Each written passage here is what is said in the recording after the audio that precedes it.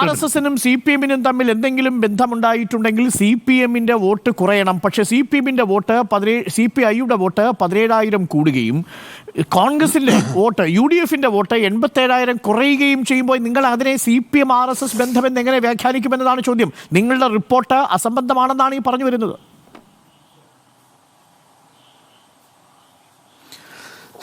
അരുൺ അത്യാവശ്യം political analysis ഒക്കെ നടത്തുന്ന ആളാണ്. നിങ്ങൾ ആ വാദം അതേപടി സബ്സ്ക്രൈബ് ചെയ്യുന്നുണ്ടോ എന്ന് എനിക്കറിയില്ല.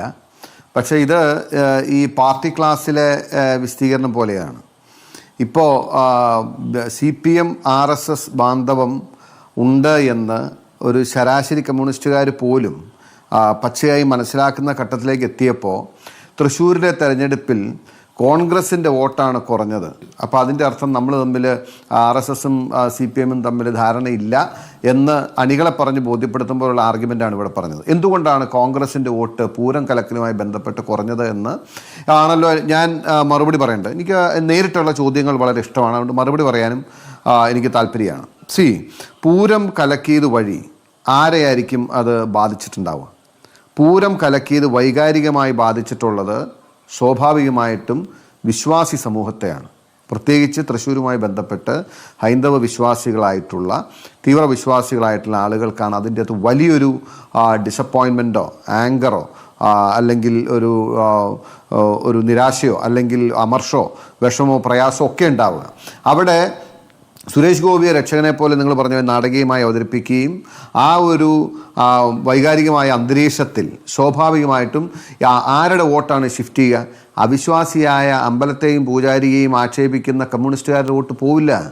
അല്ലെങ്കിൽ ഇതിനെയെല്ലാം ഒരു കളിതമാശയായി കാണുന്ന അവിശ്വാസിയായ കമ്മ്യൂണിസ്റ്റുകാരുടെ വോട്ട് പോവില്ല. പക്ഷേ വിശ്വാസിയായി വികാരം വ്രണപ്പെട്ട വിശ്വാസികളുടെ വോട്ടാണ് കൂട്ടത്തോടെ മാറുക. അതിന് വേണ്ടിയിട്ടുള്ള ഒരു ഗെയിം സ്റ്റൈൽ അതുപോലും മനസ്സിലാക്കാൻ കഴിയാത്ത പൊളിറ്റിക്കൽ അനാലിസ്റ്റുകൾ അല്ലെങ്കിൽ ഒരു ചർച്ച നമ്മൾ നടത്തിയിട്ട് കാര്യമുണ്ടെന്ന് എനിക്ക് തോന്നുന്നില്ല. സ്വാഭാവികമായിട്ടും വിശ്വാസികളുടെ അന്നേരത്തെ ഒരു വൈകാരികമായ അന്തരീക്ഷത്തിൽ വോട്ട് ചെയ്യുമ്പോഴാണ് വോട്ട് ഷിഫ്റ്റ് ചെയ്യുന്നത്. വിശ്വാസികൾ മഹാഭൂരിപക്ഷവും കോൺഗ്രസിനും UDF-നും ഒപ്പമാണ് എന്ന് എല്ലാവർക്കും അറിയാം.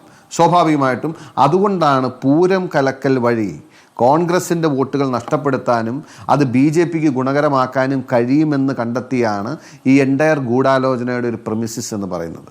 ഞാനീ പറയുന്നത് ഇത് ഒരു പൊളിറ്റിക്കലി ലോജിക്കലി കറക്റ്റ് ആണോ എന്ന് നിങ്ങൾ തന്നെ പറയാം. വാദത്തിന് വേണ്ടി വേണമെങ്കിൽ പറയാം.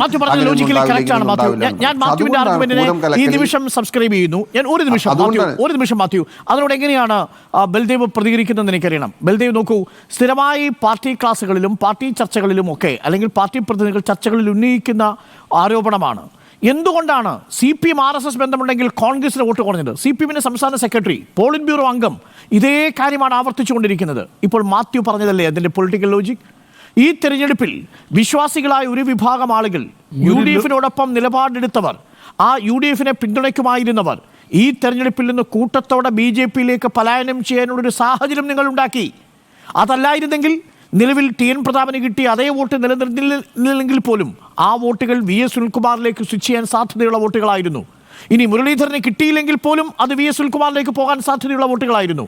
ആ വോട്ടുകൾ പോലും സുരേഷ് ഗോപിയിലേക്ക് ഷിഫ്റ്റ് ചെയ്തത് ഈ RSS BJP ബാന്ധവം കൊണ്ടാണെന്നാണ് മാത്യുവിൻ്റെ വിശദീകരണം. മാത്യുവിൻ്റെ വിശദീകരണത്തിനകത്ത് ലോജിക്കുണ്ട് ബൽദേവ്. അല്ലാതിനകത്തൊരു 50% തെറ്റാണ്. ഞങ്ങളെക്കാൾ നല്ലതുപോലെ ഇത് അനലൈസ് ചെയ്യുന്ന നിങ്ങൾ ചാനലുകാരാണ്. തൃശ്ശൂരെ ആ 7 നിയമസഭാ മണ്ഡലങ്ങളിലെയും പഞ്ചായത്ത് തിരിച്ച് ബഹുമാനപ്പെട്ട അരുൺ ഒന്ന് അനലൈസ് ചെയ്യണം. ക്രിസ്ത്യൻ ഭൂരിപക്ഷമുള്ള മേഖലകളിൽ ക്രിസ്ത്യൻ ഭൂരിപക്ഷം എന്ന് പറയുമ്പോൾ ആ ഭാഗത്തെ ക്രിസ്ത്യൻസ് ഭൂരിപക്ഷവും കോൺഗ്രസിൻ്റെ അടിസ്ഥാന വിശ്വാസികളാണ്. അവരെങ്ങനെ സുരേഷ് ഗോപിക്ക് വോട്ട് ചെയ്തു? ബഹുമാനപ്പെട്ട MLA മറുപടി പറയണം. മുസ്ലിം ഭൂരിപക്ഷമുള്ള മേഖലകളിൽ അവിടെ BJPക്ക് പല മേഖലകളിലും വോട്ട് കൂടുതലുണ്ട്. BJPക്കാർ തന്നെ കണക്ക് നിർത്തിയിട്ടുണ്ട്. ഞാനല്ല, BJPക്കാർ വ്യക്തമായിട്ട് ബൂത്ത് അടിസ്ഥാനത്തിൽ നിർത്തിയിട്ടുണ്ട്. അപ്പോൾ ഹിന്ദുക്കളുടെ വോട്ടാണോ പോയത്? ഭൂരിപക്ഷമുള്ള ക്രിസ്ത്യൻസ് അവിടെ വോട്ട് ചെയ്തു, പല മേഖലകളിലും മുസ്ലിങ്ങൾ അവിടെ വോട്ട് ചെയ്തു. അപ്പോൾ ഇത് മൊത്തത്തിൽ ഹിന്ദുക്കളുടെ വോട്ടല്ലേ പോയത്? ഒന്നത്. മറ്റൊന്ന്, വലപ്പാട്, ആവണിശ്ശേരി, മുല്ലശ്ശേരി, എളവള്ളി, പാറളം, വല്ലച്ചിറ, നാട്ടിക, നെന്മണിക്കര, പടിയൂർ ഈ പഞ്ചായത്തുകൾ ഇടതുമുന്നണിക്ക് മുൻതൂക്കമുള്ള പഞ്ചായത്തുകളാണ്. അവിടെ സുരേഷ് ഗോപി 1ാം സ്ഥാനത്ത് വന്നതോ? അല്ല, അതാണ് ഞാൻ പറഞ്ഞത്. അവിടെയൊക്കെ ഈ പറഞ്ഞ പല പഞ്ചായത്തുകളും അനലൈസ് ചെയ്ത് നോക്കി. ഇതിനകത്ത് നിരവധി പഞ്ചായത്തുകൾ മുസ്ലിം വോട്ടും ക്രിസ്ത്യൻ വോട്ടും വളരെ ശക്തമായ വാർഡുകളുണ്ട്. അപ്പോൾ അവിടെ എങ്ങനെ വോട്ട് പോയി? അത് മാത്രമല്ല, വി. സുനിൽകുമാറിന്റെ നാട്ടിൽ എങ്ങനെയാണ് സുരേഷ് ഗോപി എന്ന് പറയുന്നത് കമ്മ്യൂണിസ്റ്റുകാർ മാറ്റമുണ്ട്. അതിനകത്ത് തർക്കം ഞാൻ പറയുന്നില്ലല്ലോ. പല മണ്ഡലങ്ങളിലും അങ്ങനെ മാറ്റമുണ്ട്. പക്ഷേ ഹിന്ദുക്കളുടെ മാത്രം വോട്ടാണ് പൂരം കലങ്ങിയതുകൊണ്ട് സുരേഷ് ഗോപിയിലേക്ക് പറയുന്നത് അടിസ്ഥാനരഹിതമാണ്. ആ വോട്ടിൻ്റെ വിശദമായ അനാലിസിസ് ഉണ്ട്. ആ ക്ഷേത്രവുമായി ബന്ധപ്പെട്ട പല ഭാഗങ്ങളിലും മുസ്ലിങ്ങൾ തിങ്ങിപ്പാർക്കുന്ന ഭാഗങ്ങൾ ക്രിസ്ത്യൻസിനേക്കാൾ കൂടുതൽ വോട്ട് പോയത് മുസ്ലിങ്ങളുടേതാണ്. അതെങ്ങനെ പോയി? പിന്നെ ഹിന്ദുക്കളെല്ലാം ദൈവവിശ്വാസികളാണ്, ഈ കമ്മ്യൂണിസ്റ്റുകാർ ദൈവവിശ്വാസികളല്ല എന്ന് പറയുന്നത് 1% പോലും ഇപ്പോൾ ശരിയല്ല. കമ്മ്യൂണിസ്റ്റുകാർ ഭൂരിപക്ഷം പേരും അമ്പലങ്ങളിൽ പോകുന്നവരാണ്. നേതാക്കന്മാർ മാത്രമേ ഉള്ളൂ പോകാത്തത്. തുടർച്ചയായിട്ട് വിശ്വാസികളെ അവഹേളിക്കുകയും വിശ്വാസികളെ വലിയ രീതിയിൽ പ്രകോപിതമാക്കുകയും ചെയ്ത കാര്യങ്ങൾ തൃശ്ശൂരിൽ സംഭവിച്ചില്ലേ? അതാണ് നേരത്തെ ചൂണ്ടിക്കാണിച്ചത്. എങ്ങനെയാണ് തൃശ്ശൂരിലെ MLA ആ ഒരു കവിത എഴുതുന്നത്? ഏതു പശ്ചാത്തലത്തിലാണ്? ആ കവിതയുടെ ആനുകൂല്യം ആർക്കാ കിട്ടുക? ലളിതമല്ലേ? ഈ തറവാടക ഉയർത്തിയത് ആനുകൂല്യം ആർക്കാ കിട്ടുക? ആനയുടെ പട്ട കൊണ്ടുവരുന്ന പാപ്പാനോട് എടുത്തോണ്ട് പോടാ പട്ട എന്ന് കമ്മീഷണർ പറഞ്ഞതിൻ്റെ ആനുകൂല്യം ആർക്കാ കിട്ടുക? രാത്രി 10 മണിക്ക് തന്നെ ഗതാഗതം തടസ്സപ്പെടുത്തി പൂരനഗരിയിലേക്കുള്ള ആളൊഴുക്ക് തടഞ്ഞ് വടം കിട്ടിയത് ആർക്കാ ആനുകൂല്യം കിട്ടുക? രാത്രിയിൽ തിരുവമ്പാടി നടത്തിയിരുന്ന എഴുന്നള്ളത്ത് തടഞ്ഞത് ആർക്കാ ആനുകൂല്യം കിട്ടുക? അപ്പോൾ ഒറ്റ ചോദ്യമുള്ളൂ. ഇത് ഇടതുപക്ഷ സർക്കാരിൻ്റെ ആഭ്യന്തര വകുപ്പാണെങ്കിൽ ആഭ്യന്തര വകുപ്പിൻ്റെ പരാജയം, ആഭ്യന്തര വകുപ്പിൻ്റെ പരാജയമാണെങ്കിൽ ആ പരാജയത്തിന് നേതൃത്വം നൽകിയ ആൾ പൂരനഗരിയിൽ അയാളുടെ സാന്നിധ്യം സംശയാസ്പദം. ആ സാന്നിധ്യമുള്ള ആളെ ഇപ്പോഴും മാറ്റാതെ ക്രമസമാധാന ചുമതലയിൽ നിലനിർത്തുന്നത് രാഷ്ട്രീയമായ താല്പര്യം എന്നതാണ് പ്രതിപക്ഷത്തിന്റെ ആരോപണം. അപ്പോൾ ആർഗ്യുമെന്റുകൾ ലോജിക്കലി കണക്റ്റഡ് ആണ്.